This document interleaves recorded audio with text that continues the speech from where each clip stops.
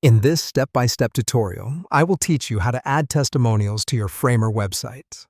Having testimonials can enhance your website's credibility, and with Framer, it is a relatively easy task. Let's start by breaking down the design of the testimonial into smaller constituents. The most basic elements that are typically used in testimonials are an image and text.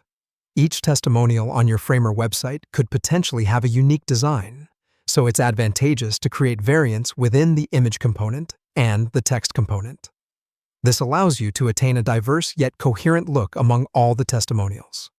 Next, assemble the primary component from the previously created subsidiary components and ensure that interactions are enabled for navigating between different variants.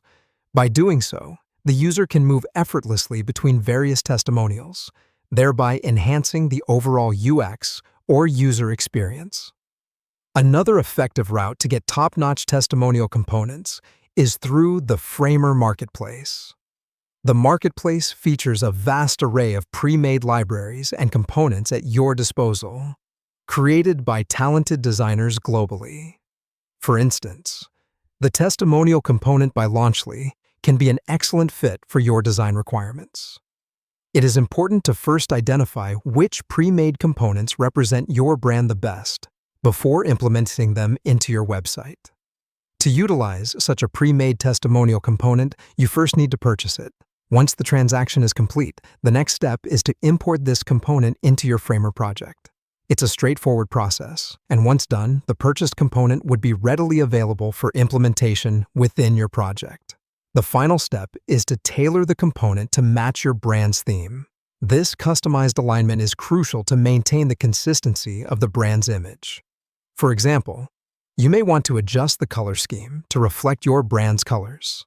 Changing the fonts to match your brand's typography can also make a significant difference in the overall look and feel of the testimonials. Moreover, you would like to use images that resonate well with your brand's identity.